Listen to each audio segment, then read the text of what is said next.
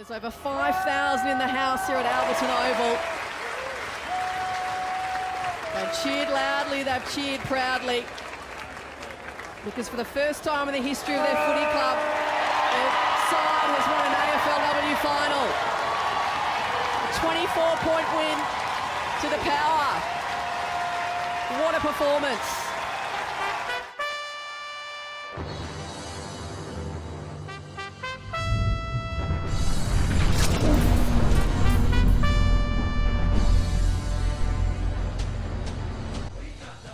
Alrighty, hello and welcome to the CREEDCAST. My name is Dave, and as always, thank you for joining us, and what a bloody episode it is to join us.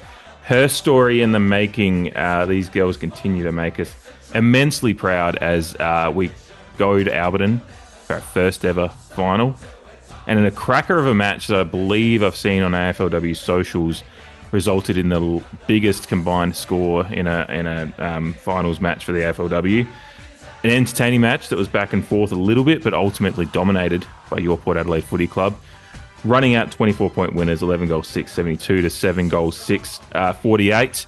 A absolutely deserved result, a really fun one to talk about because we've had a game against this side this year already, so there's a lot of real good data and visual analysis that you can look at in the improvement that's happened in our side. A wonderful day to be a part of down at Alberton. I know Jamie is sad he couldn't be there due to commitments that he had, but I know you watched it and enjoyed it just as much as all of the 5,172 down at Alberton did, which, by the way, I didn't catch it properly, but Richo said in the post-game up in the precinct that it put us pretty close to being the number one attended team in the competition this year, which is a real testament to our fans and the club as a whole for what they've built down there. But Jamie, watching on TV, and I've watched a replay since as well. It was a bloody entertaining match to watch wherever you were watching from, whether it be live or on TV. Hello, everyone. Hello to you, Dave. Yeah, very jealous of the 5,000 plus crowd that was there on Sunday. I tried to move heaven and earth just about to try and go there, but wasn't able to. So yeah, and what a game to come out and put out there and take on Richmond in that way. It was phenomenal, and one of those, actually one of the more enjoyable games of Australian rules football that I've watched this year as a whole. Stoked for everyone involved. Stoked that Alberton was on full display, a perfect day, and we came to play, and we might lay by the bay and eat some hay. What do you say? Yeah, I just may. Yeah. But honestly, like the team on Sunday represented our club fantastically well, and I'm very much looking forward to discussing it. Yeah, it's there's so many things that we've talked about this year that kind of came into culminated in this performance, whether it be the improvement across the year has obviously been very we've talked about it as we've gone, but the improvement in starting games well as continuing that kind of theme through. It was probably the most consistent quarter to quarter performance I've seen from this side all year. Some of just the ability to respond, rebound to anything that Richmond threw at us, as well as just I think just our ability to continue to run the game out. Sorry, was what I was trying to get to.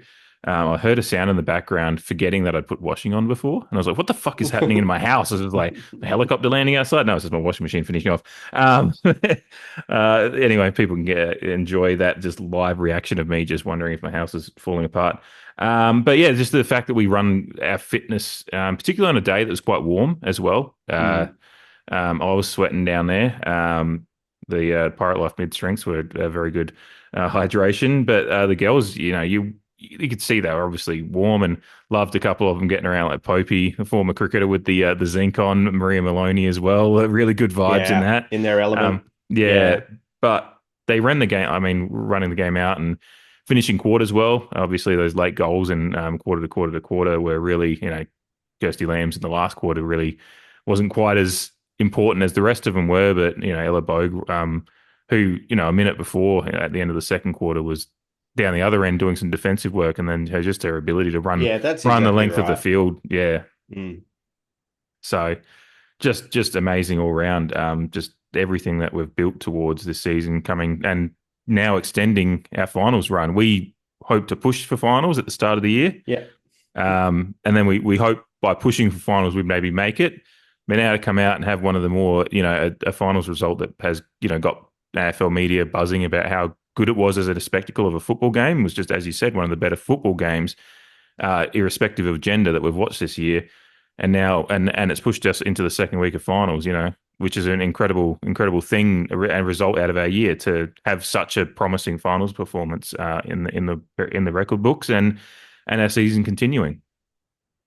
Yeah, I think we definitely rubber stamped the fact that we're in the top bracket of football clubs this year. Mm-hmm. Yeah, like we know what we're going to get out of these girls from week to week from a contested point of view.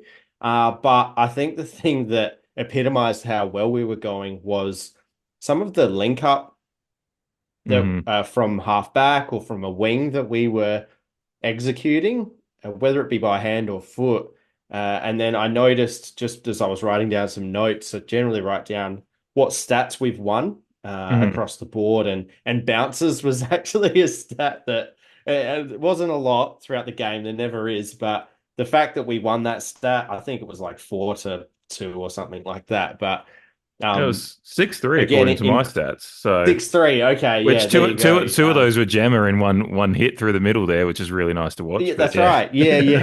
I don't know. It just epitomized how we seemingly added another layer to our game in a final, which is awesome. And from the word go, they were all on. There was contributors everywhere. Like our role players played their role and our star factor players, the cream really rose to the top. And it just through sheer weight of numbers, just Richmond couldn't handle it. And we suggested that it might be on the cards due to their kind of up and down finish to the year. And as it turned out, we put them to the sword because we're the side in much better form. And we showed that in many, many ways on Sunday.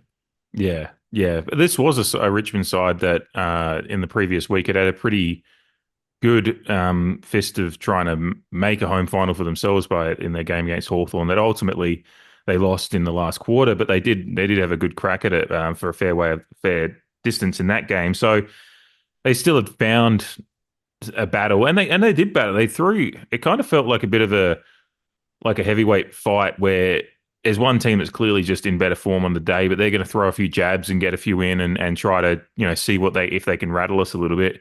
You had them.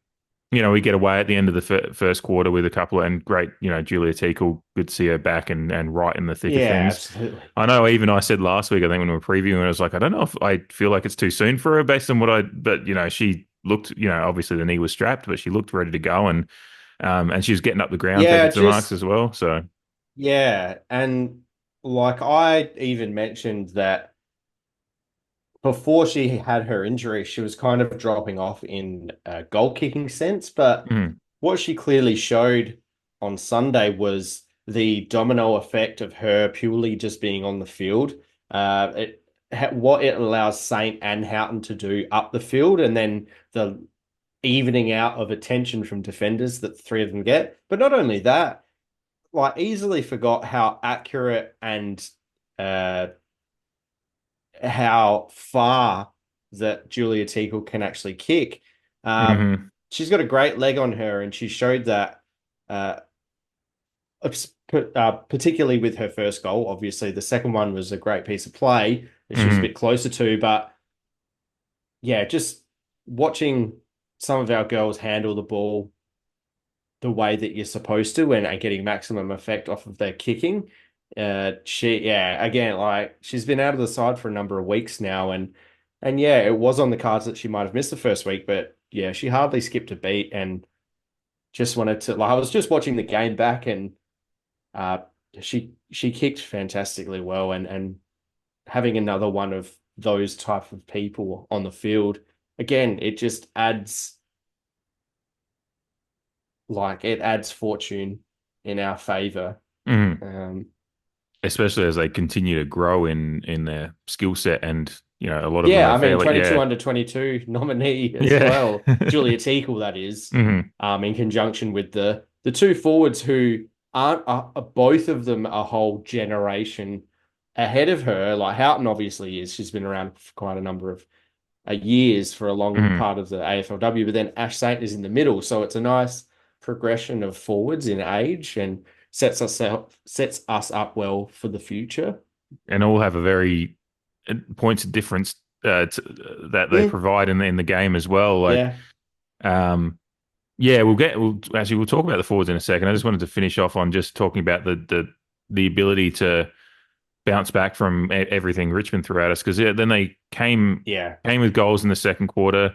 I think we were up by 7 points, and then Ella Bow kicks one on the buzzer, which was fantastic play. And shout out to Juzzy Mills Robinson with a couple of really nice little Yeah. assists throughout the game, and she had one there.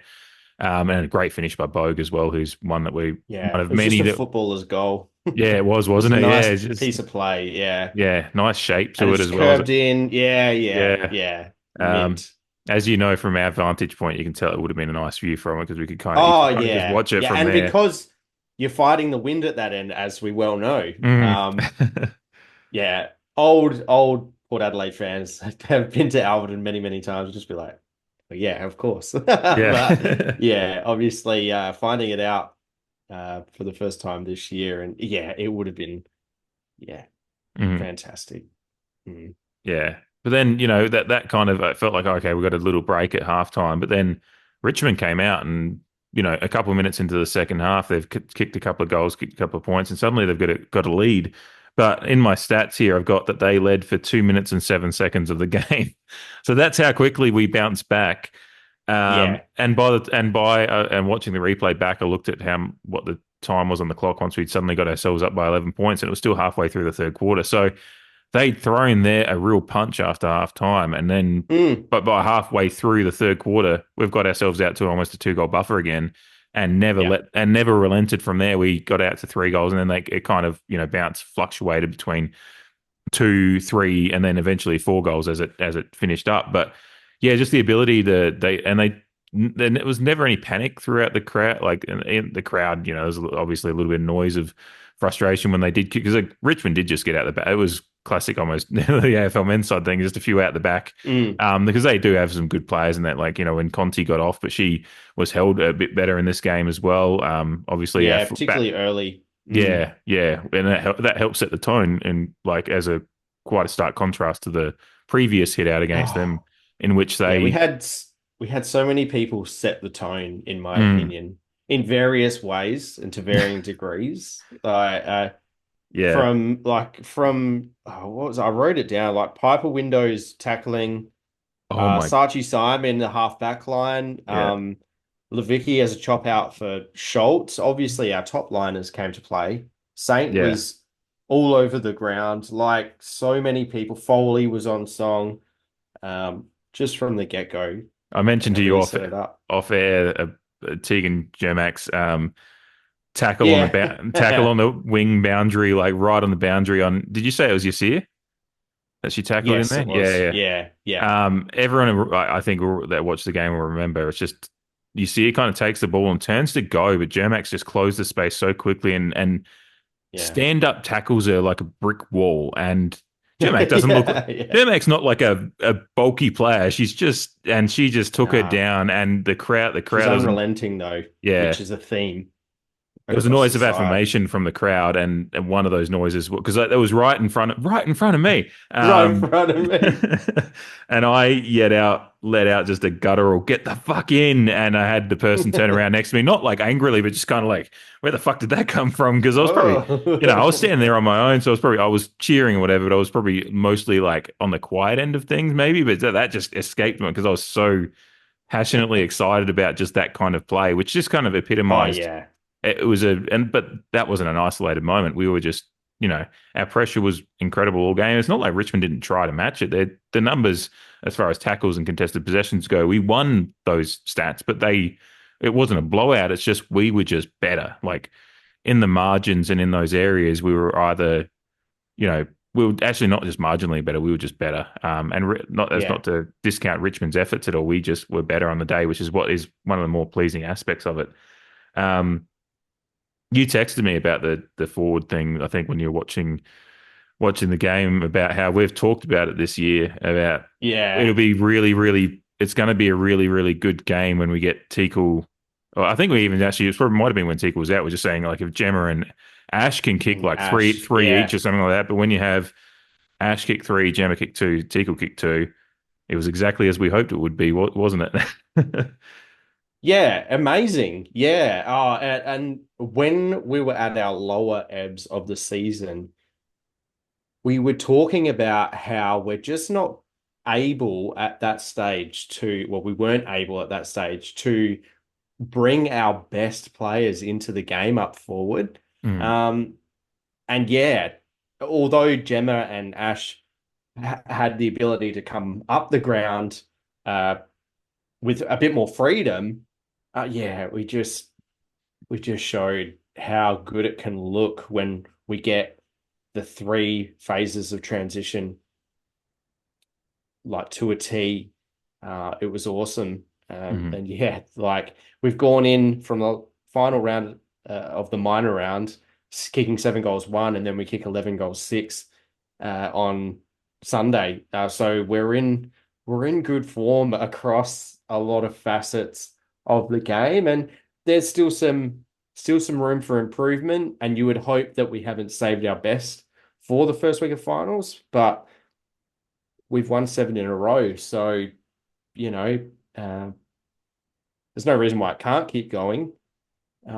We've just got role players all over the ground who it's just max effort for 4 quarters, and yeah, I just think it's awesome. I keep revolving back at like to just wholesome feelings about the club. As it's a proud time for the club as well. Obviously, conjecture over the men's season, but yeah, for those of us who have taken the ride with this AFLW team, we're now seeing some of the fruits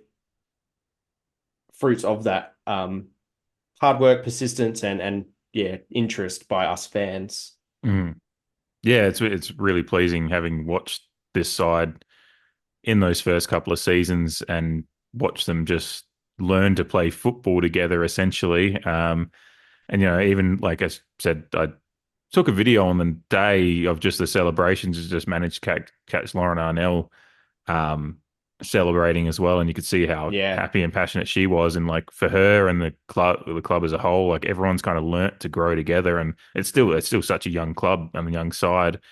Uh, absolutely. so, Oh but my yeah, gosh. to be showing this kind of Mm. promise, um, I think it was Aaron Phillips in the commentary who was at the ground, obviously, and she was Yeah. surely pretty happy with what she saw. Like her Oh, talking well, about she's like, thinking I retired 1 year too early. um, oh, her stamp's going to be all like this side's success going forward. It's going to be like all these ones that have come through, and like the veteran leaders in the side. I mean, Ange Foley had a great game. Like she's been managed a little bit late down the year, but she had one of her Totally agree. best games for the club, I think. And she's clearly had a pretty good career in AFLW so Well, far. But being a she, final, it obviously elevates yeah, everyone's performance, however that manifested itself, hmm because it's a final. It's it's big time right now.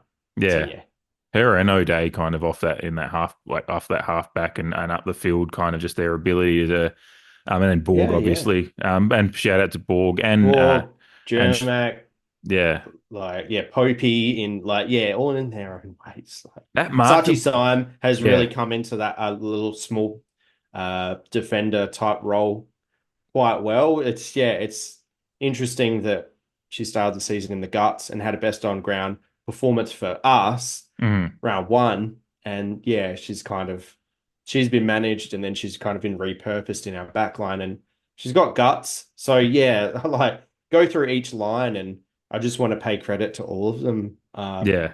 For the roles that they each were entrusted with and how they performed in those roles. Borg, Phenomenal.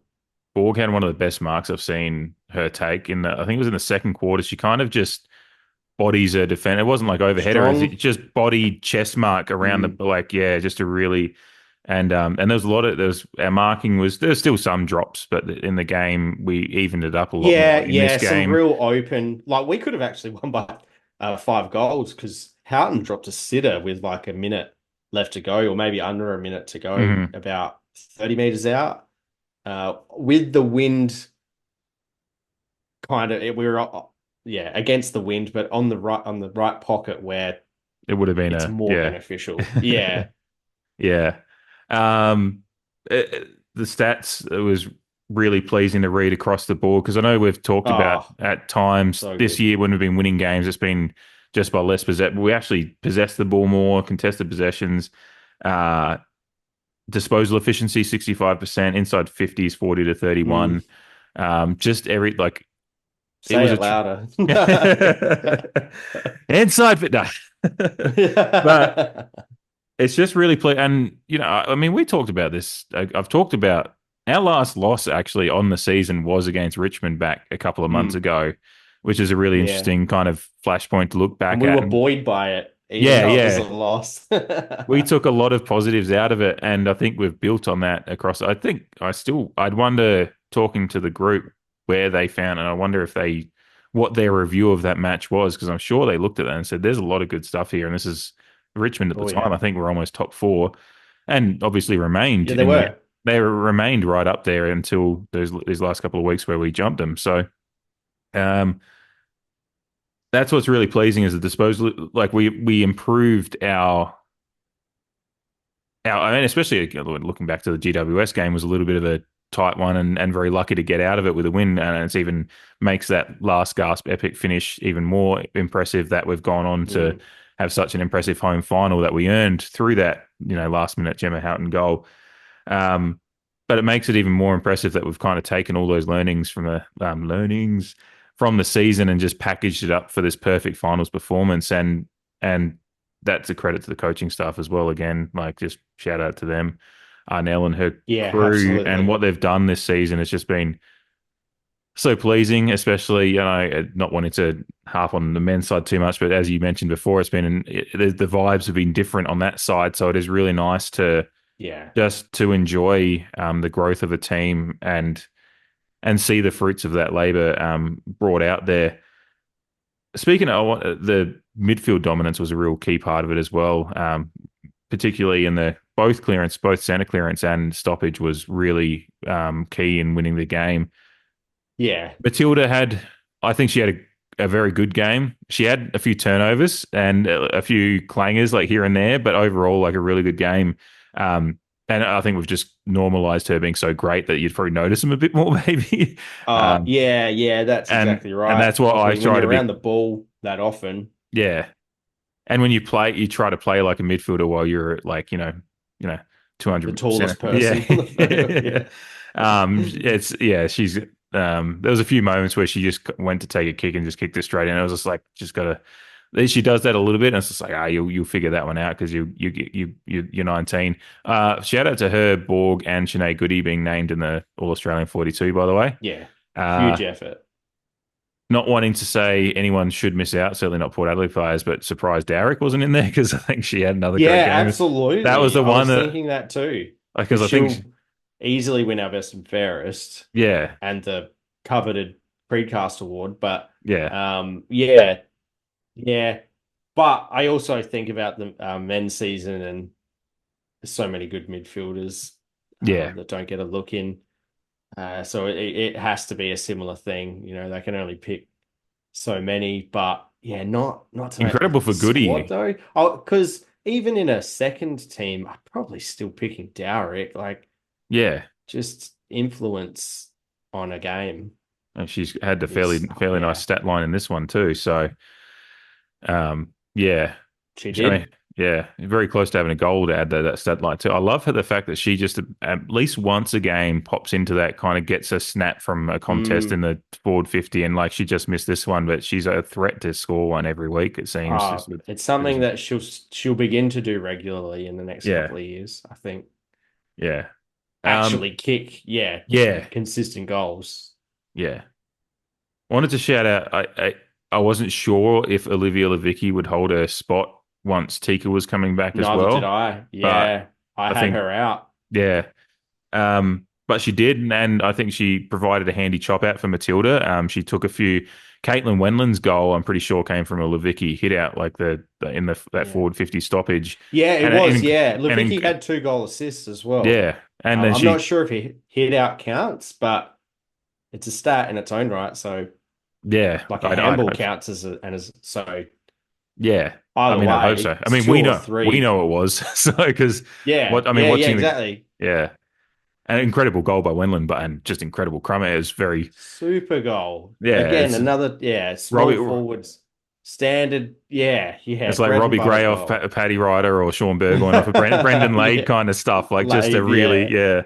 yeah. And, Wenland again popping up, and shout out to her and Jermac getting due reward for their seasons this year with 3-year extensions each. Huge news. Yeah. Huge news. And they both had, Uh, as I've just mentioned 5 minutes ago with my commentary on Jermac's moment, then we've just mentioned Wenland as well. They both had Wenland. Oh, it was key the moments in this game. biggest, like, of course, and good on the moment when, yeah, they announced that they both got, yeah, not even just a slight extension. They got a 3-year extension each. Mm, 100% deserved, and wrapped for them. Just amazing. There's going to be such a squeeze for spots at the start of next season. It's mm, amazing with players that have to come back in that, had they not been injured or pregnant, would have been starting in our best 21, particularly yeah. at the start of this year. Yeah, so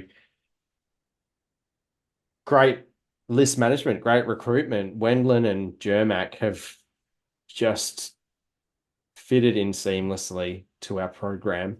Mm. And we said at the start of the year that it was really interesting that all these injury replacement ones we grabbed were young players as well, so they kind of fit the mold, Fit the and clearly mold. the Yeah. list management had identified them as talents, and they've been in the system, they've been in AFLW systems already, so they knew of it, but they were out of it at the time, and they identified them as still young players that could grow and potentially be good player. I mean, Wenland's got 9 goals in the year, so she's almost averaging a goal a Mm. game as a small, forward. And I think it's got to be like 9 goals, 1 or 2. Like she doesn't. I don't think she Well, misses yeah, and she much. didn't kick a goal potentially until the West Coast game, which, Yeah, I mean, how long into the season was that?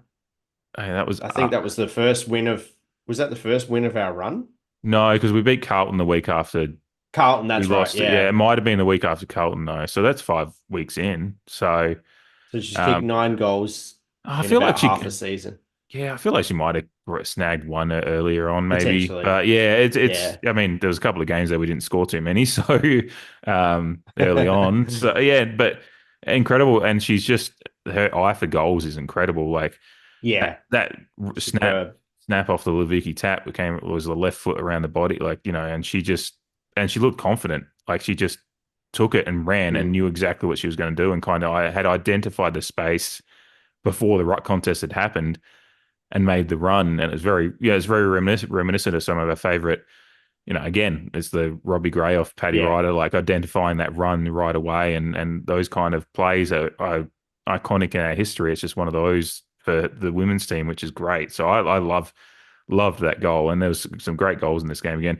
Well, Richmond threatened, I mean, not that they really threatened in that last quarter, but the couple they kicked were pretty fucking good. Like Awesome. Brennan's Yeah, goal that yeah, snapped, and I know, then yeah. From it's the just pocket. yeah, and then the other one, I can't remember who the other player was that I snapped. think it was Yasir again. Yeah. So and she kicked one like even Is that who arguably. you said? No, I didn't know. I didn't know who it You was. said Brennan. Brennan's the first one they kicked of the last Yeah. quarter was Brennan I think, that dribbled yeah, one through, and Brennan, and I then think it was Yasir as yeah, well. and if it was you see, it was an even better goal than Brennan's. So it was like a real good snap, like clean, clean through basically.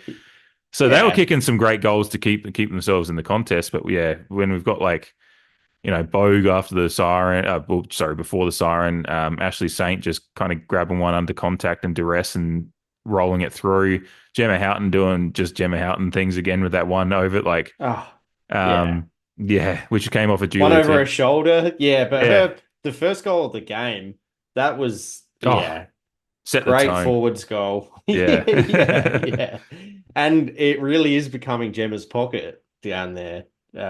Yeah, when she kicked it, Yeah. I was like, Gemma's pocket.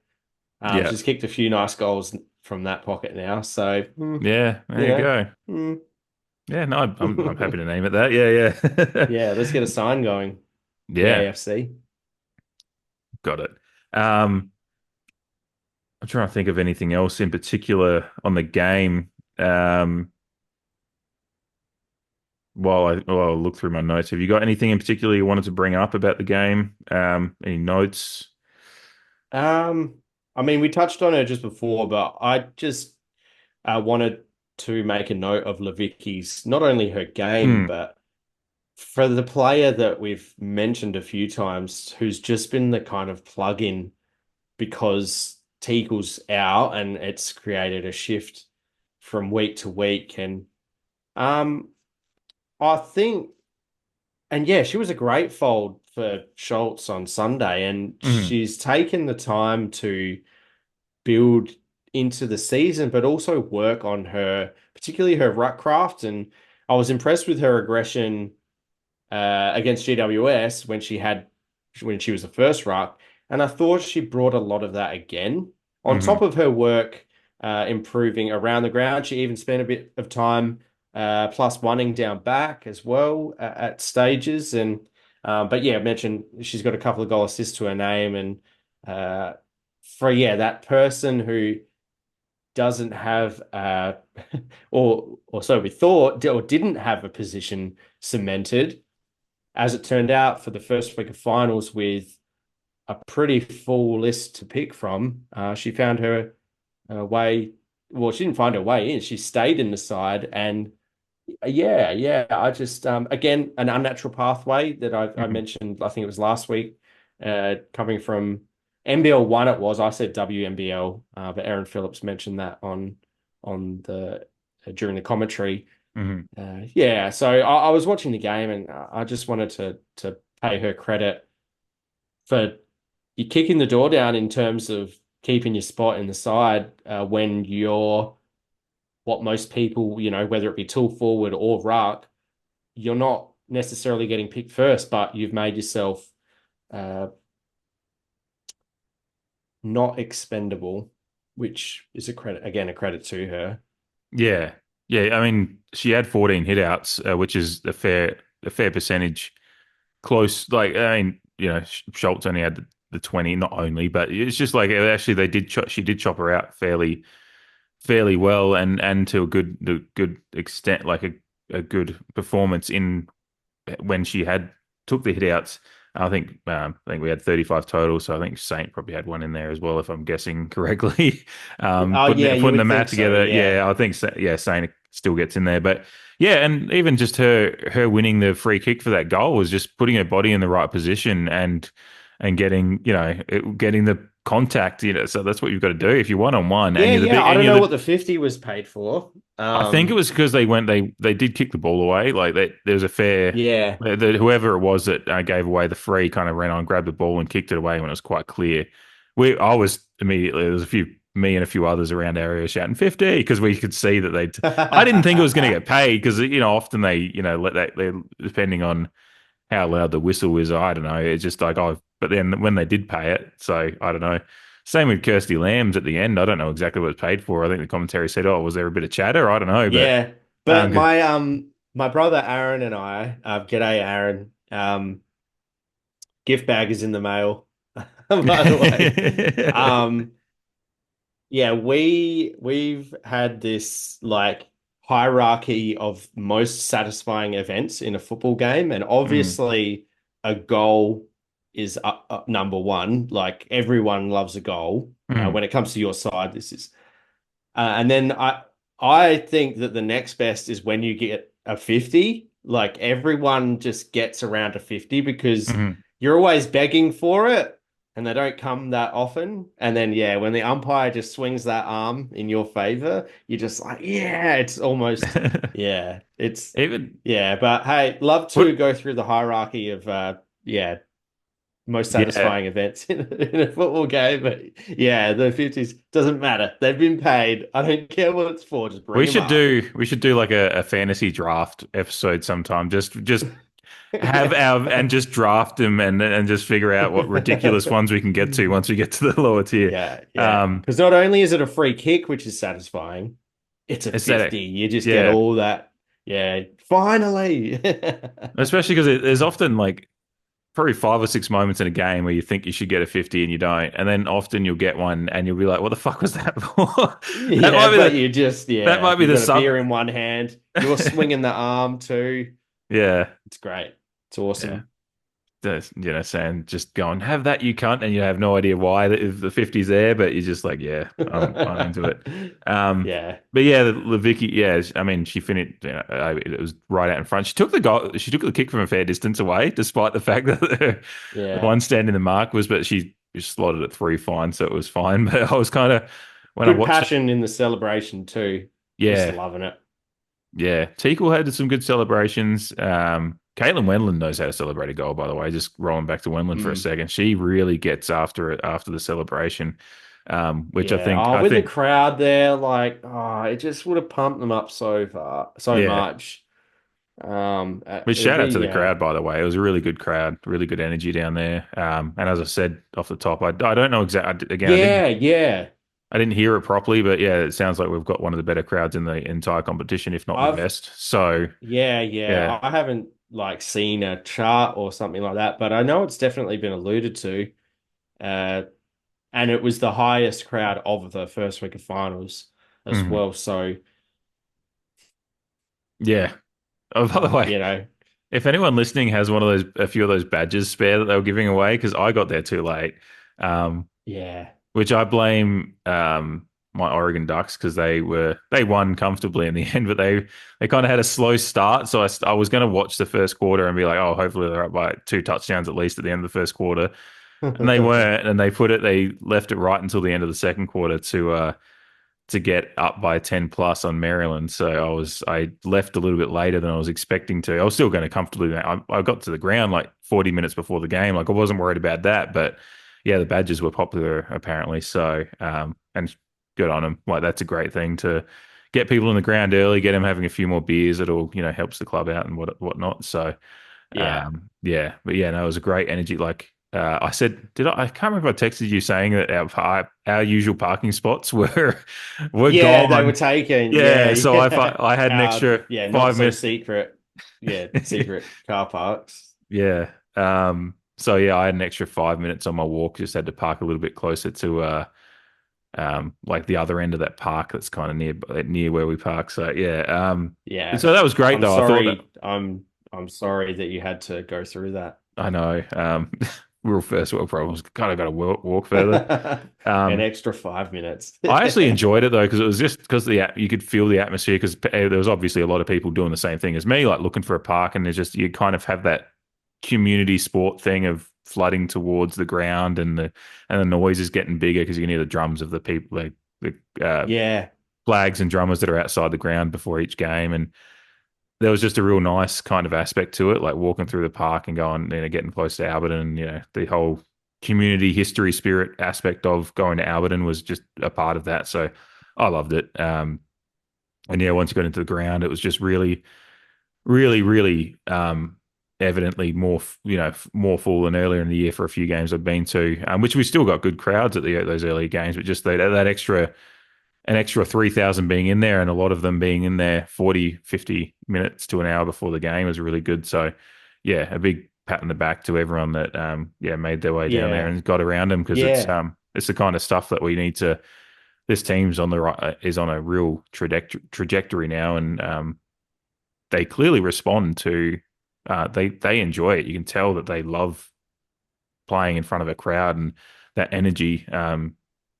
I think was a big part of the result as well because the crowd just responded It to does. every Yeah, hit, it every does. tackle. It was great. Yeah, it does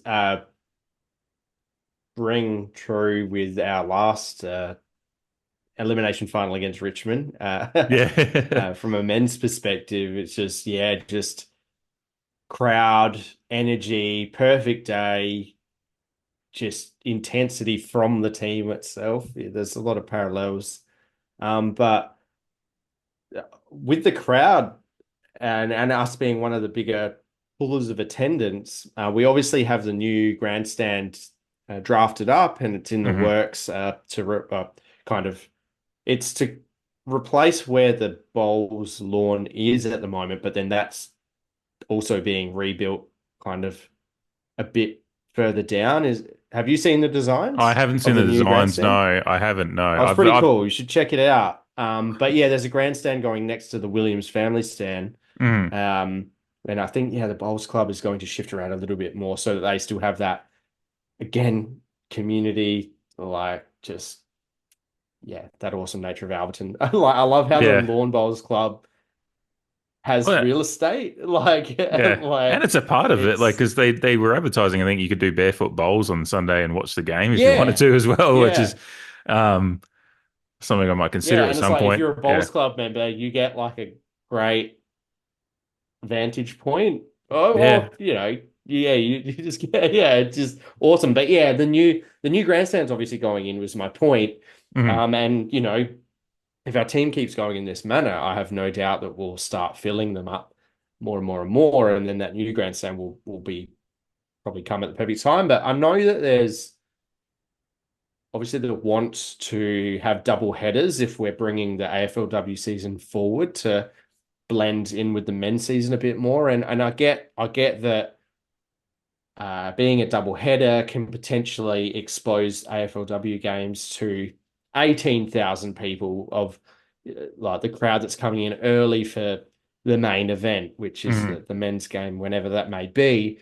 But I'd still hate to lose that community feel of going to Alberton, particularly how we've improved it and brought the life back into it over the last 3 years in particular with this women's team. hmm. Like, even if we do go to, and I'm all for the women's AFLW season starting earlier, 100%.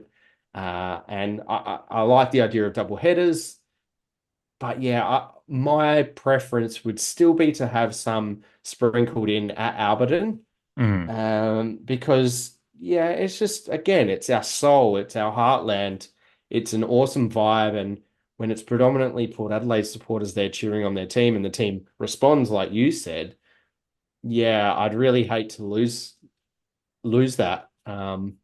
Yeah, So interested when that time does come that there's much more games of the W season with the men's season. Be interested to see how they organize the fixtures. yeah. With that in mind, maybe. I'm Um, because I've been quite when I've seen double headers mentioned by people, I've actually been a little bit resistant to it because I do love the Alberton experience and I just don't know how that's going to go with. I just think people won't. I just think it'll be if you have a sprinkling of crowd coming early for the women's game that is mostly interested in the men's game that's coming later at Adelaide Oval. The atmosphere is going to be different. It's going to be that kind of echoey thing that happens down there. And I guess I don't know if they'd sell, fans that just want to go to the women's game, which is going to hopefully happen. Like, hopefully, we do have a contingent of fans that are more invested. Not like you and me are just nuffies for everything Port Adelaide, but there is going to be those people that are one or the other. And hopefully that there's not too many of them, but there's going to be genuinely some women who have gotten into footy because of women's footy, not because of men's, and they're still going to prefer to just go to that one. And mhm. sometimes just time as well.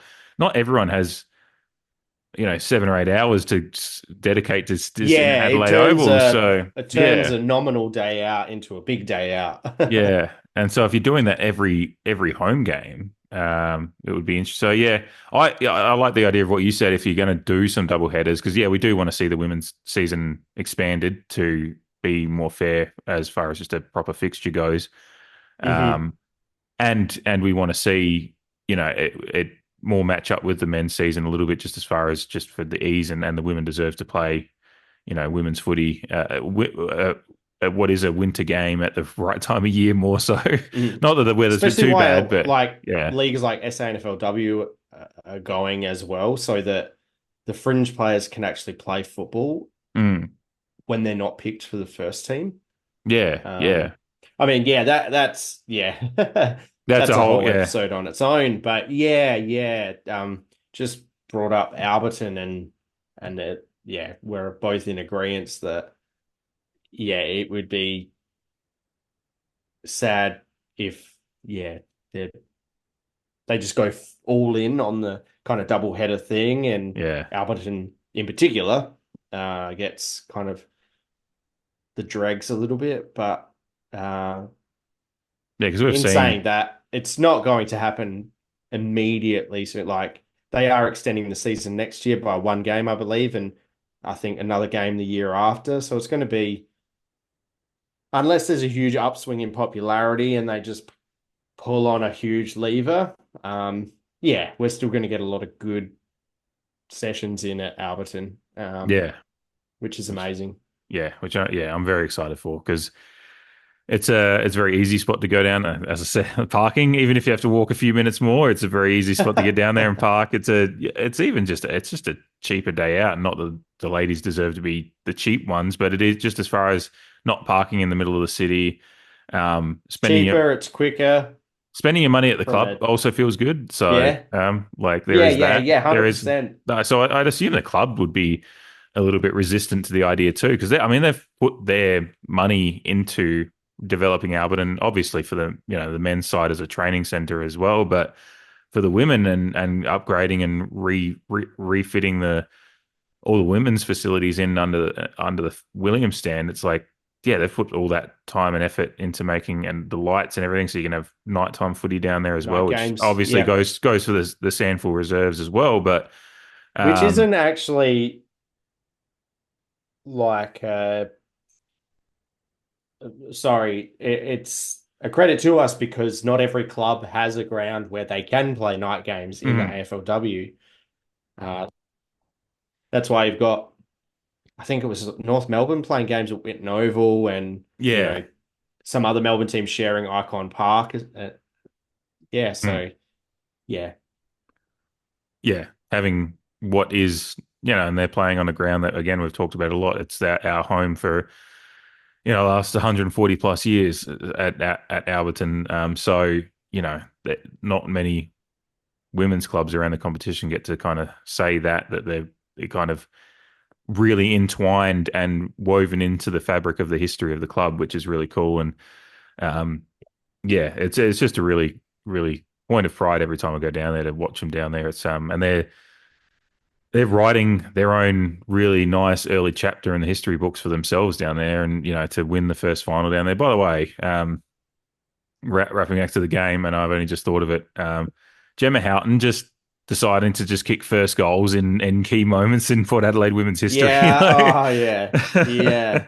I know you've already mentioned the Quite a goal, but just theme, isn't it? the significance of it in that sense as well is just like every first goal milestone as far as the key moments in our. I love it Yeah. that she's going to have them all. Like she's So such a. yeah, any momentous game that Port Adelaide plays in the AFLW, put a bit of money on Gemma Houghton for first goal Mm. because yeah, she's in good form in that regard.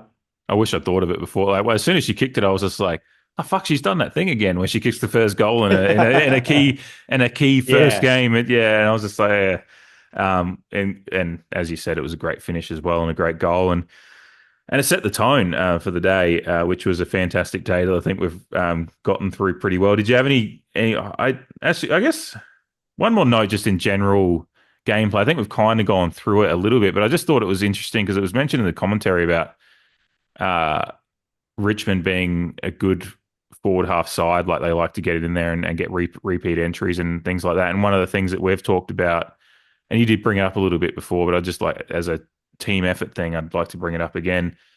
The fact that we were able to get like that was something we struggled with at times, is when the game became a bit zone and territorial for us at times, when we weren't moving the ball as well. But this was a game where the things that the other side were good at, we broke through. And it Mhm. was really the first time I've seen us play a side that obviously is genuine top eight finals material and be able to break through what they do well and don't and actually do it better ourselves. Like we were the ones that were able to get. I mean, they did get a few. We'd kick the ball out, and they maybe have a couple of minutes of pressure where we'd kick the ball out and they take a mark at the half forward zone, they kick it back in. But generally, we found ways to not let that sustain and embed and become a little bit of attrition. We were able to break through and get a little handball chain or a kick and catch and get Yeah. forward. Um, and I found that a point of pride, considering it was mentioned in the commentary, and then just at eye test as well. Even on the day when I was there, I was just like, we're not letting them play their game in any sustained period of momentum. Even when they got those couple of goals early in the third quarter, we arrested that momentum pretty quickly. So I thought that was a really just in the macro of the whole team and the effort that they put in and everything that we've been building towards. It was really impressive to see us kind of have our game plan overwhelm another team that is in a pretty similar position in finals footy as well. We're talking top eight teams now and legitimate. There's been one of those questions that some of those critics of our winning streak have said, well, it's a softer end of the schedule, which is just part of how the AFLW schedules are written at the moment. But you can only beat who's in front of you, and to win every one of those games and then come into the finals and Yeah. take all those learnings and game plan involvements that you've taken through that time. Like we clearly didn't just try to just beat who's in front of us and not try to grow our own. Like it's clear from this game that we took a lot of growth from that and learned a lot of things, implemented a lot of things, and were able to come out and beat a quality opposition at their own game by just simply playing our game. And that's what was even more impressive. Is like, and again, just how we started the episode is talking about how much of a quality football game it was. It wasn't Mm. like, and there's been some critics of AFLW at times this year, which was unfair because of condensed fixture and just some of the matchups that were there. But we saw some good finals footy. I mean, we had the game before ours on Sunday. There was a melee afterwards. So, there was so people Yeah. are like, oh, I know. Getting um, passionate. Kangaroos coming from behind to beat the Crows. Well done. There was some good finals footy, but I think our game, as far as just a pure spectacle of goal kicking and like fast flowing footy and good ball movement, just incredible that we were a part of that and kind of all the things that we've been seeing over the last month and a half, but we were hoping would translate to finals football, but we didn't know until Sunday if it would, and thankfully it did in probably even more impressive fashion. I was thinking if we win this, it's going to be within 10 points. I didn't think we'd win by Mm. four goals. So I think Yeah. that's a real testament to everything they've done. Yeah. Yeah. It's an interesting thought because even as late as just before the game, like Ruby Slicer still tipped Richmond to win. Yeah, And she did. yeah, we were talking pre-recording that Richmond were favourites going in, as far as we knew. Mm. So yeah, I agree with everything you just said. It's really satisfying. Like I haven't seen us use the open side or link up possession chains like that since the Carlton or the Western Bulldogs games. And yeah, we know where they finished on the ladder. So yeah, like you said, to play a top eight finals material team and just to elevate on our game was super impressive. Yeah. And I Yeah. hope it continues because you play like that, you got the weapons there across the ground, and yeah, you fear no one really. Yeah. Everything's a bonus for us at this point in time. So it's yeah, And I think we're it'd in, be an infectious feeling just throwing it all out there with no repercussions really. yeah, I mean, it's playing with house money now. And we've got so many young players that are improving game to game very quickly. Like, I mean, we just mentioned Shanae Goody earlier being, she's 18 years old and been named in the All Australian 42. Piper Window is, again, just improving game to game. And she had some really, really good moments where she just bust out of contact and get the ball forward. And I think, as I Just said, throwing people to the ground as well. yeah. Fucking And great. she's one again. I think I've mentioned this almost every week. Is like we still look back to a game where she kind of handed off to Ange Foley a couple of times because she wasn't sure. She looked and she stopped in possession a couple of times, and now she's busting through contact and just taking. Like, I think one of the commentators just said gain grass. Like that's what she just. I think it might have been Aaron Phillips actually just said she just. I like the way she just goes. I'm going to take him on and gain some grass. Like she just it was, and gets a decent forward 50 entry. And I think we actually could go. Maybe not, but anyway, neither here nor there. It's just that the exponential improvement in some of these players in 2 months of football is, and for two players we just mentioned who are 18 in their first year. And again, AFLW doesn't give you as much opportunity with games in a season to grow. So they're really taking their opportunity each game to game to grow. And then obviously there's a wealth of other young players, whether it's your Molly Brooksbys or your likes of Wenland and Jermac, who have come in, as we mentioned, as injury replacements, but still young players, improving game to game, or even just the role players like Popey and the like, and Emily Borg being an All-Australian squad defender as well, which I think we've mentioned a bit over the last month as she's trending towards All-Australian contention, and she literally is now. She's at least Arnell, put her name in lights a little bit for sure. Yeah. I think I mentioned to my wife, as I said, just for some reason I think of Alex. Like I just try to find a comparison, and just like Alex Rance, and she's just like, "Who's Alex Rance?" just full on W Nuffy, which is great. But yeah, she's from the US. It's fine. But yeah, it's there's just a lot of players that are really just evolving quickly, and it's like winning breeds like performance. It's like that's what we have said probably the last couple of years is like the frustrating part is like they need to just start to learn to win games and how that feels and what it takes to win games of football, because it is hard to win games of football in any sport or any sport you play, like to develop consistent performance, consistent habits and understanding what it takes to get over the line and then consistently perform when you get in front as well. Because then there was a few games we kind of were close in over the last couple of years, but we just didn't know how to finish the game. But now in a final, we finished the game as well, which is what's really pleasing. So all those learnings of the last 2 years. Well, and the Fremantle game even this season was a little bit of that too, where we kind of, even though we'd won a game at that stage, we didn't know how to close out that type of game. Yeah. Whereas I think if we replayed that game now, we would be much better equipped and probably take it off Fremantle because it was at home as well. Yeah, I was at that one. But just learnings. And who was it? I think Kirsty Lamb was on Talking W on Channel 7.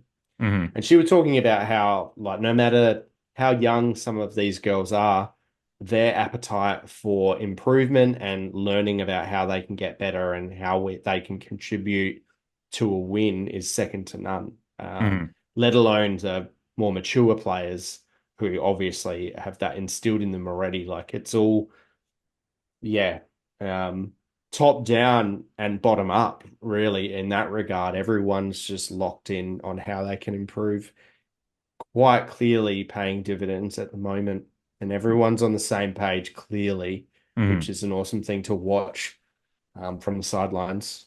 Yeah. And again, that credit goes to Arnell and co and the players' investment in listening and learning and kind of taking that on board. You can just see it's truly a side that's got a real good synergy at the moment, which I love to see. Did you have anything else before we get to our votes? Going to be an interesting votes. I think that'll do me. Yeah. Let's get into the votes. Alrighty. And I think I get to go first this week because I'm pretty sure you went first last week. So that's what I've got in my notes anyway. Sounds about right. I found it really tough at the bottom end of the votes. Actually, I found it really tough at all points of them, to be honest. It was a very even performance. Again, like looking at our stats, we didn't have any player get above 18 disposals, which was Matilda Schultz. And that's just a bunch of players of 17, 16, 16, 14, 13, 12, like 11, 11, 11, 10. Like there's just a really good even spread of performances and players that you maybe noticed a lot, but then you look at the stats and you go, oh, they had 8 or 9 disposals, stuff like that. But they had the performance and output was really good. So it was a really interesting week to do them. There's obviously, I found my best, but honorable mentions, you could mention a few. Like for me, I've got I had Ebony O'Day in my honorable mentions. I had Kirsty Lamb because I don't know how I didn't get her into my votes, but because I'm looking at her stats again, I'm just going I probably should have, but Yeah, you look at um, them again. yeah. Justine Mills Robinson, I thought had a really nice performance. Just was everywhere. Gemma Houghton, you could, That Juzzy Mills Robinson's game is one that makes you really want Champion Data to provide pressure act numbers yes, yeah, because I thought, yeah, players like her on the day, if we had that stat line, I wouldn't be surprised if they were upper echelon um, within the yeah. game. It would be interesting. That I'd love is, to because it might change. I mean, not that we try to eye test and use the stats that we have available, but clearly we don't have as many stats as we do to use from our AFL men's voting. And so you kind of look and go, oh, it's eye test, but then you'd have to watch the game five or yeah, six times to get a real handle on it. Whereas in the AFL men's side, just for those listening, how we kind of like, you could we watch the game live, watch a replay, look at the stats, and we can get a fairly good view of it. But if you it's when you don't have as many stats to look at with the AFLW, it's just like you have to watch. I mean, not that we don't watch the game close, but it is still like you kind of see things and then you look at the yeah. stats. You just want that extra confirmation that Yeah, your eyes aren't lying to you. yeah.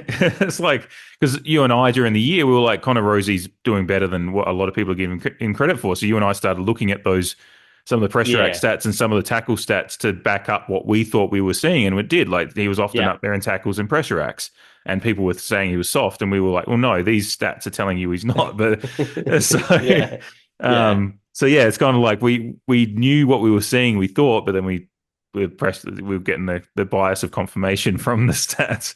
But we just don't nearly have as many of them in the AFLW. So we still do our best though. Anyway, my one vote. I think I just wanted to get her in there because I think she set the tone early. The numbers aren't great across the board, but I just loved how she started the game. We were just talking about her Piper window. I just think for her Yeah, yeah. first Good final, on her. her growth through the year and the fact that she was a problem, I think, on the ground. Like she had eight She was a possessions. menace. Seven of those Mm, possessions were contested. Six tackles, and then just some real mm. highlight kind of moments of just busting through contact. A couple of really heavy tackles laid. Like they weren't just tackled; they were just like real, like the person who's just been tackled is going to be feeling that for the next 5 minutes kind of tackles. They were really, Yeah. really strong. As I said, set the tone so many times in this podcast, but she had a real impact early, and I think that's what I appreciated about it is when the game was hot and we needed to kind of have that fast start. She was right at a part of that energy and the ethos of what we went into the game with. She kind of epitomized it for me, and just had all the stats. They're not high, but I think disposal efficient. I think she had six out of those eight disposals were efficient as well. I think from what I remember looking at it, 75%.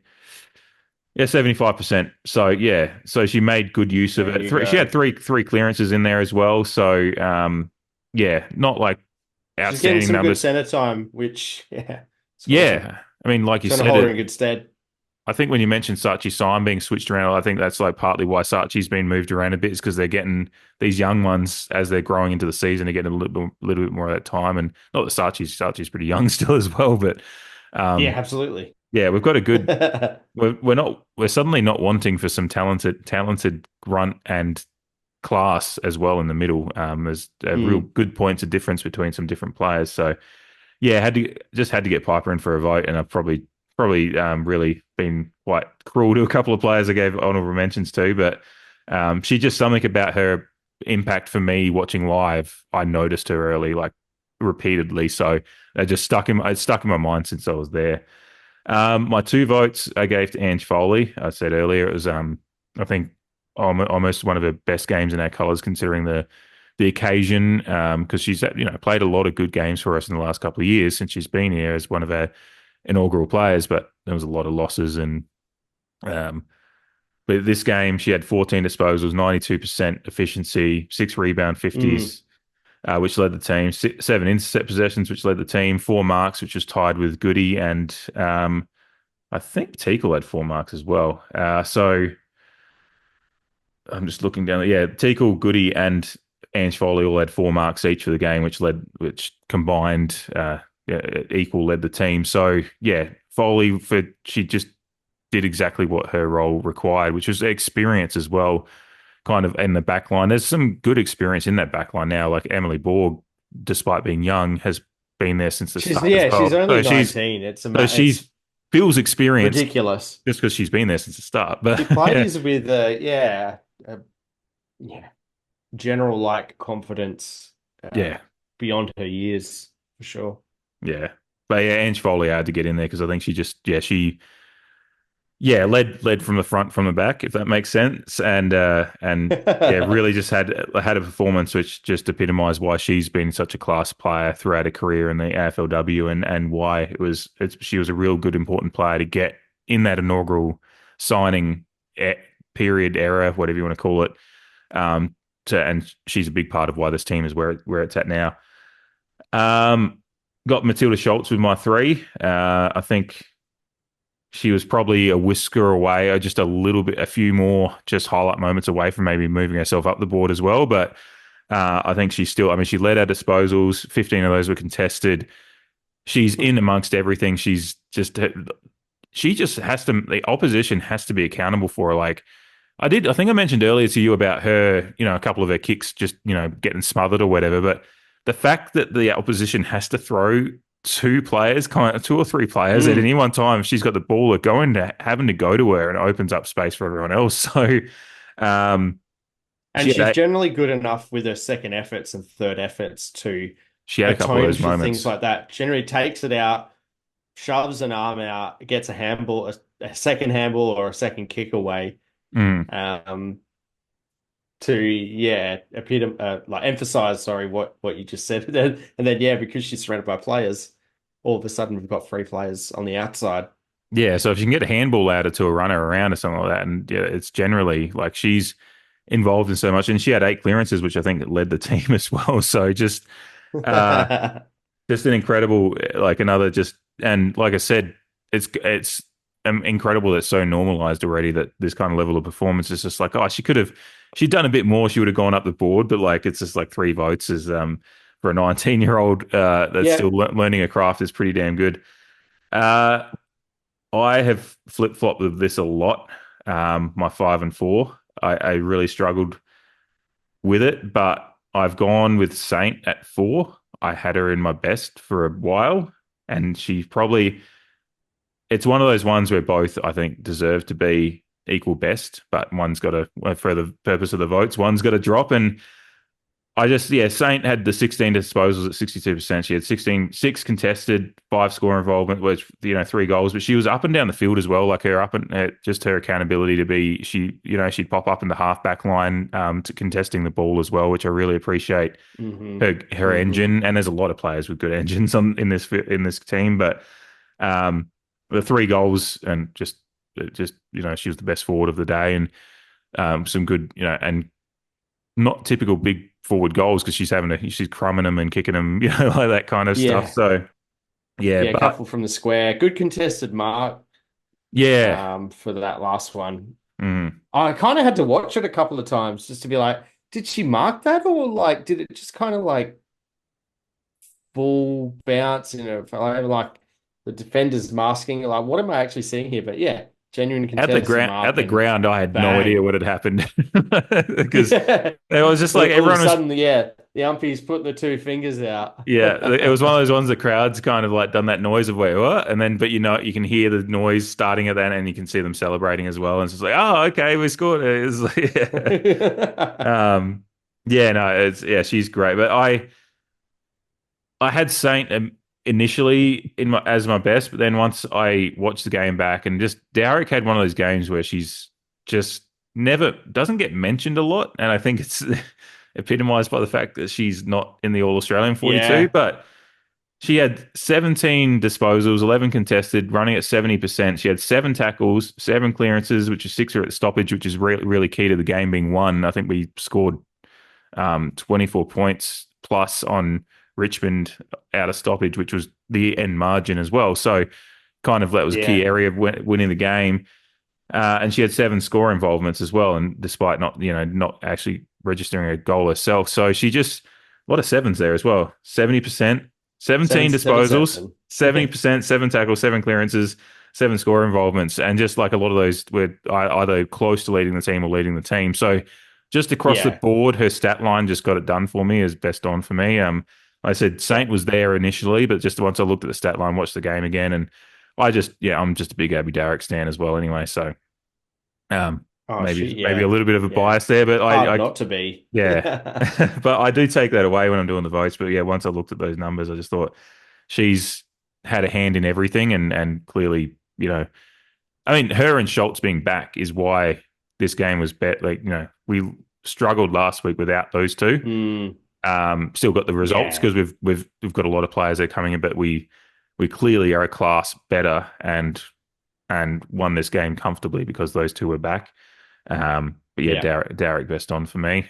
In what was a very hard one to actually pick a best on because there was so many that contributed pretty well. Yeah. Great list. Great list. A lot of similarities. Yeah, I tend to agree with the fact that it was quite difficult to bed down players best on and where they sat and shuffling that Hmm. around. But yeah, honorable mentions for me go to Gemma Houghton. It was actually mentioned in the commentary, and you've said it in particular a lot. She's definitely a barometer for the team, and yeah, when she's up and about, it's electric, as we've mentioned plenty of times. Like, yeah, some real Gemma moments throughout this game. Just really love her to just make sure of a few marks. Like, oh, it's Or just it's been or it's like fantastic.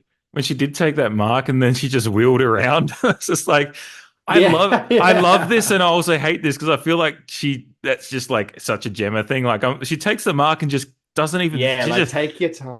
I think Sometimes, they not said all the it time. Yeah. they said it in the commentary. They were like, I would have liked to see her just go back, but then like in your head you're like, she's very capable of just because she did just take it and just keep running. Like she just didn't even think about it. And then Yeah, if she'd wheeled around and maybe realized she probably had a little bit more space, she could have taken another couple of steps and actually straightened up. She kind of wheeled around and just tried to hook it back towards the hot spot. So anyway, yeah, continue. yeah, That yeah. was just one of those moments that I'm like, I love it and I hate it all at once, but I mostly love it, obviously. But yeah. Yeah, well, not only that is like, yeah, just 5 tackles as well. Yeah. So another senior player kind of leading from a defensive point of view. Other honorable mention goes to Sinead Goody. Just another one of those games where just every time she had the ball, I was like, cool, something good's going to happen. Mm, Yeah, she had 11 at 73%, which kind of sums up her contribution on top of the fact that she had 4 marks, like I think you mentioned before, and 5 tackles herself too. mm, Uh, some of her, yeah, she was definitely involved in a lot of link up. Again, kind of adding a string to her bow in that regard, just looking to change angles, looking to mm, center it up, and obviously executing it. So yeah, I actually had her in my votes at one stage and then had to drop her out, which mm. leads me to my votes. My one vote, I've put Foley in the one vote. Had her in the 2 votes, like you had her. But yeah, she was one of a like a small handful of players where I'm like, yeah, um, you've definitely had a huge impact on this game, and just like it's just interesting, like motivation for people. Like I swear she ran faster in this game than I've seen her run in any other game this season, and it's just that, yeah, Yeah. everything's on the line, like in a final. Just those efforts just get elevated, and therefore it elevates the team's performance. So, yeah, just 93%. She's had some good disposal efficiency games this season, and excuse me, good to see. Yeah, another one of them in a final. I think it's good to see her get 2 votes. 14 and still Yeah, get that disposal efficiency. Like she had the ball more as well. yeah, So yeah. yeah. I mean, just when I saw our disposal efficiency as a whole, when we've what's our average? It probably has it there. Oh no, it doesn't. Just But I would say it's probably mid 50s fuck you, AFL. Fuck you. potentially. Yeah, Yeah. fuck you. Well, how is that? How is that not there? Especially when they got averages of other stats too. Yeah. Um, But yeah, we went at 65% as a team, and yeah, again, like just all these improvements on things that we've been wanting. Our marks are another kind of watch, and they're at a healthy level, Mm, particularly one marks inside 50. Yeah, just some of these things where generally we're a bit lower. We just added an extra layer onto it. So yeah, mm, players like Foley definitely helped in that regard, disposal efficiency. Um, my two votes, I actually did put Kirsty Lamb in. Much like you, she wasn't in my votes, but just writing him down and then just like reviewing the game in my head. I love the way that she goes about it. Like it's mm. endearing to fans of particularly Port Adelaide. Never say die attitude, just a mongrel, like my one word adjudication of her Gold Coast game. Uh, yeah, just absolutely love the way she plays. I love the reason why she picked her number, 35, and yeah, just rewarded with that goal at the end, which was a nice cherry on top. Because Mm. yeah, she had the 16 disposals, seven of which were contested. She went at 75%. Again, lifting that for our team. 303 meters gain, four score involvements as a whole, five clearances, five inside 50s, and three tackles. So Mm. a well-rounded Kirsty Lamb game, and her maturity is definitely impactful. And my 3, 4, 5 are actually the same as you, Schultz, Saint, and Dowrick. Yep. I saw it pretty much the same way. Schultz had a good game while not being outstanding, but good enough to be in our top three. Saint just set the tone early. I thought she was everywhere, like you've mentioned. She kicked the three goals, just everything seemed to work for her. She even went at 62.5%, Yeah. uh, which before the game you're taking. Um, she also had a goal assist and three inside 50s, suggests that she's coming from up the ground as well on Mm. occasion. And Dowrick just keeps doing the business, doesn't she? Yeah. Uh, um, yeah, there's not much more to say from what you said. But what I will say is that well, three of my five are mature players who have been involved in premierships Mm. at other clubs, and it's no surprise that they find themselves in well with Lamb in mind, like three out of the five. It's no surprise why they're there. You Yeah. rely on your senior leaders at the best of times, and when it comes to finals, if they have finals experience and premiership experience, um, yeah, that's when you need them at their best, and they Yeah. they tick that box in my opinion. Yeah. And to be fair, I think if I hadn't been at the game, Kirsty probably would have been in my one spot instead of Piper. I just have this vision. At the game, at the start of the game and how it started and watching it, I just was like, Piper's going to be in my votes. And then I looked at it later and I was like, Yeah, and that's I can then, absolutely yeah. understand why you Um, would get to that because yeah, she was in my notes from quarter one. I was like, mhm. like she's just started the game so well. I'm just going to quickly look at the quarter time split. Uh, oh, Oh, okay, yeah, because mainly because of her tackling. I was going to say like if you did your best players at quarter time, she'd probably get a look in. yeah. Can that, like you said, it's setting the tone for the Mhm. game. And in Yeah. particular, how young and fresh she is. Um, Yeah, I appreciate that she wasn't overawed by the occasion. And the occasion, as we've said, with the crowd that was there and everything that was going on that day, it was like it was an occasion. Like it wasn't like a couple of thousand, it was the vibe was there and yeah, good crowd and good energy and a decent opposition. So she stood up to some pretty good, damn good, experienced players out there for Richmond. So yeah, it's incredible. An incredible day out and one that'll like that's the kind of game that I want to get on DVD and watch again over the years. Like it's just going to be it's a good moment in Port Adelaide yeah. history. But Bust off the DVD player. yeah, well, I think I've talked to you about this maybe off air, but I am a physical media guy, so I've got a very I do watch DVDs a lot. Like yeah, like I watched Oppenheimer the other day. I got the 4K disc of it and put it on the surround sound because you just don't get the same audio file and video file on a streaming service. So watching Yeah. Oppenheimer on a proper 4K disc with the surround sound, waking up the neighbors, all that stuff is really fun. So, so Fuck yeah. I will buy DVDs. And if Hopefully, you're waking someone up in Angaston, you know that it's pretty loud. exactly. Yeah, I mean they've got the bloody Penrice mine over the hill, so they're probably actually used to it. Like it's just another explosion, really. So, Yeah. um, anyway, hopefully another DVD coming this week as we head to Melbourne now. Obviously, there won't be another game at Alberton this year, but god damn, we finished off the Alberton run really well. But we head to Melbourne on Saturday, 7 p.m. Our time, I believe it is. Yeah, it is 7 p.m. Central Daylight Time. Hawthorn, Icon Park. Hawthorn, who finished second on the ladder, won themselves the $1 million with the combined record with their men's side in the McClellan Trophy. But the women's side got upset. Maybe is I don't know. I'm not sure. It's top four battle, so who knows? But Brisbane, I think Hawthorn were probably favoured, and Brisbane got the chocolates in their final previous to ours. A few fights. I haven't actually looked to see if there's been any suspensions handed out, but I'm not aware if there has been. I haven't either. Yeah, that's a good Yeah, point. I only just thought of it now as I said it. So apologies for the prep on that. But again, as we've said throughout the season, we're really invested in getting to know the Port side well, and then we're getting to know opposition sides as we watch them. And we haven't played Hawthorn Yeah, this year, and I feel like we've maybe played them once or twice. I can't think of if we've played them at any other point, but I just don't actually have any recollection of us playing Hawthorn as a that's a women's great side. question. But Yeah. either way, I don't have much knowledge of their side and haven't watched them much, but they are heavily favoured. I took a screenshot just a few hours ago of the odds. They're at $1.17. We're at 4.85. So those are long odds. But as we said with our previous game, we were decent underdogs against Richmond as well.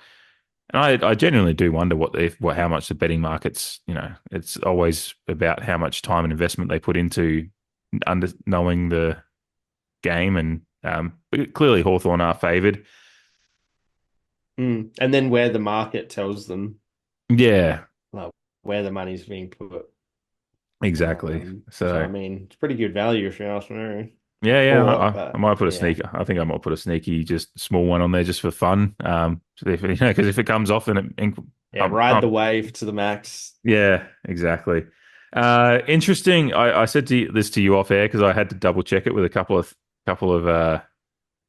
different weather apps because the Bureau of Meteorology for Australia is saying it's going to be 21 in Melbourne on Friday, 34 on Saturday, and then back to 22 on Sunday, which just doesn't make sense, really. But I mean, the weather outside is weather, but like it seems very weird. But there's apparently some rain around, and it's November storms, and Melbourne is also Melbourne, as far as four seasons in one day, as they say. So.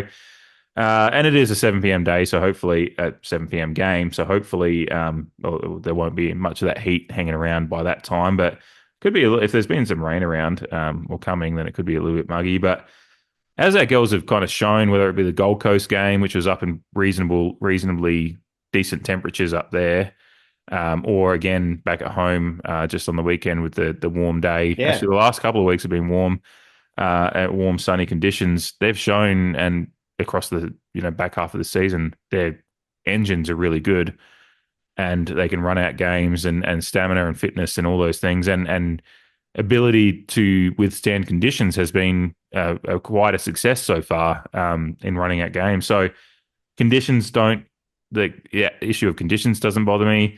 We're coming off the same break, a couple of hours less for us, but Brisbane and Hawthorn played at lunchtime before we played on Sunday, so there's a marginal difference or a non-existent difference really in preparation time. We've just got to travel to Melbourne, obviously, but I know this Hawthorn side has been good this year, and they've obviously finished second and finished in the top four for a reason, and one of those class above sides, but we've closed that gap to sides. Again, as I mentioned, Richmond took it to Hawthorn in the last minor round game, and Hawthorn finally got themselves a 3-goal break in the last quarter. But Richmond did, I think we talked about it last week, hit the front early in the last quarter before Hawthorn ran away with it in the end. and this is the same Richmond side we just put to the sword pretty. I won't say comfortably in the sense of that it was a battle, but we clearly were a class We above ran away with it. for four Mm. quarters. Every quarter Yeah, we yeah, managed to find a way to punch back at whatever they could throw at us, and we're overall just more dominant and could have won by a little bit more if we, I mean they missed some opportunities, but they also took some fairly good opportunities in their scoring. So we, I think, have shown that our best footy, I think, could because and as I said earlier, we're growing. yeah, Our absolutely. players are growing every week as well. So there's kind of an unknown quantity to where our performance can get to week. And if we can bring that similar level pressure and intensity, which I have no reason to doubt that we can't, because we just seem quite comfortable and fit at the moment and confident, there's every chance that we can provide this Hawthorn team some problems. You got to go into the game and say we're underdogs, and we've already Yeah, probably achieved beyond what we expected this year or hope for. Well, I mean, we hope to make finals, but to actually come in with form and win a final and then go over and have that quiet confidence that we could maybe test a team that finished second is something I probably wouldn't expect to be saying, 8 weeks ago. yeah, So for yeah, me either. And it's a great challenge. It's a great prospect to see what we're capable of doing. yeah, It's really exciting. And like just looking through some averages, the ones that AFL actually bother to keep track of, it does seem that they are, yeah, just a cut above in a lot of key statistics across the season. But you just got to make it a scrap. And uh, our contested game is our one wood, and I'll be interested to see how we implement that against a Hawthorn team that, yeah, we haven't certainly played this season. So could that also be an advantage hmm for us, considering the momentum that we've built for ourselves and some of the key cogs performing the way they are? Yeah, it's an amazing opportunity. Yeah, we're playing with house money, as you've said, and everything's a bonus from this point. Like we have nothing to lose, which is a cliche, but it's a literal situation, in my opinion. yeah, It's a free hit for the rest of the final series. How far it goes, I'll be proud of them regardless, hmm even if we go down. Like same thing I said last week. Um, we won't have the crowd necessarily on our side. It'll be interesting to see if the Vic supporters get up and about for it. Um, like our Vic supporters, that is. yeah. So, and how we'll react. Are we going to have a letdown after a season, well, 3 season best game? Don't know, but the challenge is tantalizing. Yeah, and as I said, we seem fit and confident. So there's no injury Yeah, issues that I'm aware of out of the game on the weekend. no, So it's like no, they announced it earlier yeah, today that there's no fresh injury concerns, which is, yeah, awesome. yeah, and like I said, they're the ones going in off the back of probably more of a tense game. So I mean that they're a professional team, they'll respond to it. But yeah, I just think it's such a game that we going in as fair underdogs, but with a good underlying baseline of performance, and it's all upward trajectory from this point on into next year and whatever. But yeah, this is just a free hit, and I'm really looking forward to it. Just come home after going to work Saturday during the day, but come home afterwards and pop a couple of frothies and just enjoy watching whatever. If it is the end of the season, then I'll be immensely proud, and we'll review with a lens to obviously remembering that it's such an achievement this year. But Oh I'm yeah, I'm giving it'll ourselves be a every much chance. it'll be a Yeah, much happier review after a season-ending loss than yeah, the last one that we did in that regard. yeah. Yeah, regardless of how the game plays out, because they've taken huge leaps and bounds this season. hmm Um, not to sit on that fact because we obviously will get to it when we get to it, but just to appreciate and revel in what they've been able to do this far in the season, in the club's history from a W sense, yeah, it's so encouraging. And just, yeah, like I said earlier, another way to be proud of your club and support your club. Yeah. They've done fantastically well. And Yeah. yeah, I wouldn't be surprised if we came out and our best players played well, our role players played their role like they did, and yeah, that Richmond example is a perfect one. And the review from that Richmond Hawthorn game was that because again they were playing on a ground that had a advantage to one end due to wind. I think the general sense out of that game was that Richmond didn't take advantage of it in their last opportunity. So I think they had the third quarter, Hawthorn had the fourth quarter with the wind, and yeah, had Richmond taken a bit more advantage in that third quarter, it would have been a much more interesting game. So yeah.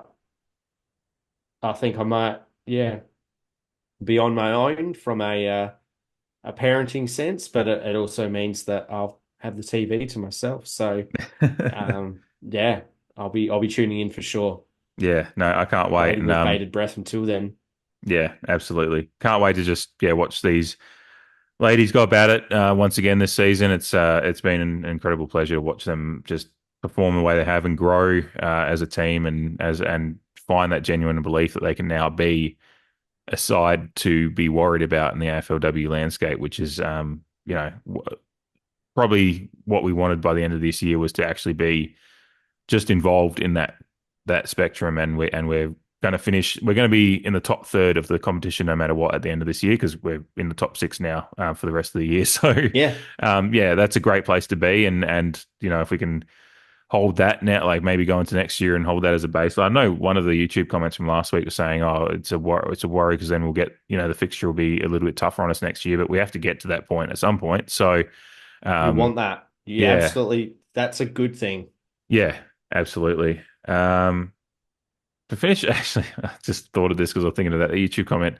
The one from the previous week when I talked about iced coffee. Appreciate the feedback though. Yeah, Yes. yeah. Yeah. Love No, all I definitely. opinions and whatnot. Yeah.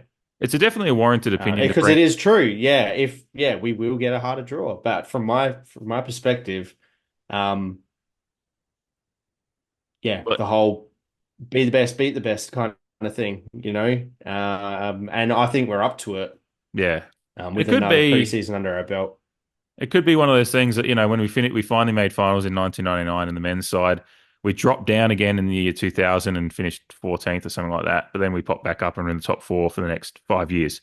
So we might need this year of growth to find that confidence. Maybe the next year's, who knows how it goes. We'll play who's in front of us and whatever. But these are these are the steps we need to take to actually get to being a good team. You just can't, you can't hope to just wallow and then just explode. You need to actually have growth and progression. And sometimes growth comes with a step backwards before you take a couple of, Yeah, sometimes one step back to take two steps forward. So we'll see what happens next year. But this year has been exactly what we needed to find that next, those couple of steps forward for Nick this year after, just kind of standing still and watching things to learn over the last couple of years. So it did remind me, just to finish off, a YouTube comment from a couple of weeks ago apparently appreciated my nuanced takes on iced coffee and iced coffee strongs. iced coffee. Yeah, And he yeah, mentioned yeah. he just mentioned, I think, as a What you joke. do when you're on your own, Dave. Yeah. But he Although mentioned, a tangent is not a rare occurrence in this podcast. and we're doing it at the end right now, but he did mention he's just like, I'm looking forward to your Dare iced coffee rant next week. And I think he mentioned that as a joke, but I was like, I do have Dare takes. And I think you mentioned in a text message that you are a Dare man, right? That's your preferred iced coffee? Dare double, specifically Dare double Yeah. espresso. Yeah. Yeah. Back in my iced coffee drinking days, which are much thinner nowadays. Not that I'm much thinner, personally, but yeah, yeah.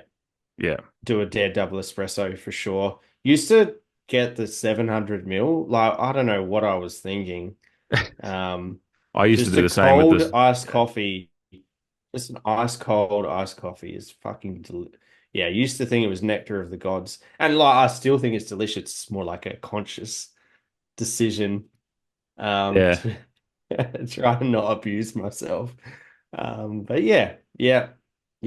Like I said to you though, all the alternative flavors that Dare seems to churn out ad nauseum, not the right word, but yeah, they can get fucked. But Dare Double Espresso has got my tick of approval.